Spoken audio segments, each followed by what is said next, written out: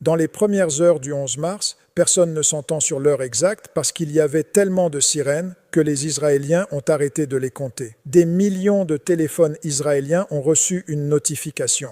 Ce n'était pas le commandement du front intérieur, pas les FDI, pas une alerte gouvernementale. Le message était signé par le corps des gardiens de la révolution islamique, en texte clair, envoyé directement sur les téléphones de civils israéliens. Il disait « Votre gouvernement vous ment, les missiles sont en route, aucun abri ne peut vous protéger ».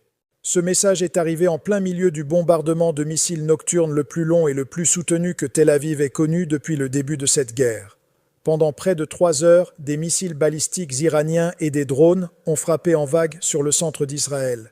Les sirènes ne se sont jamais arrêtées assez longtemps pour que les gens retournent se coucher. Les familles sont descendues dans les abris et y sont restées, non pas des minutes, mais des heures. Des immeubles dans tout Tel Aviv ont subi des dégâts. Les voitures dans les rues étaient couvertes de débris d'explosions et d'éclats de béton. À l'aube, des millions d'Israéliens n'avaient pas dormi. C'était précisément l'objectif.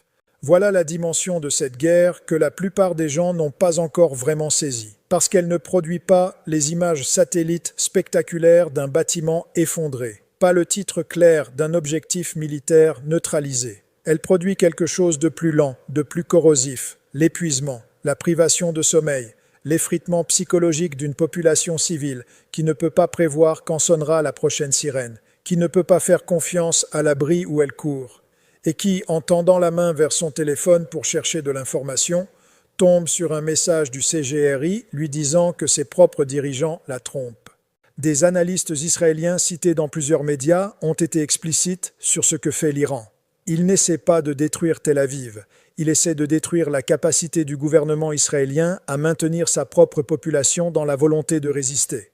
Le correspondant d'Al Jazeera, en Jordanie, l'a formulé littéralement: la stratégie de l'Iran consiste à maintenir des millions d'Israéliens dans des abris toute la nuit en créant une pression politique si intense que le gouvernement israélien perde le mandat intérieur pour poursuivre la guerre. L'Iran n'a pas besoin de gagner sur le champ de bataille. Il a besoin que les citoyens israéliens décident qu'aucun objectif militaire ne vaut ce prix.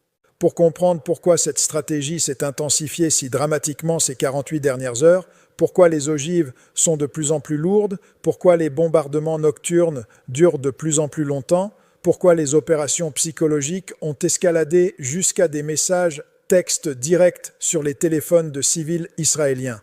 Il faut comprendre qui donne les ordres maintenant. Le 8 mars, Mojtaba Khamenei a été confirmé comme nouveau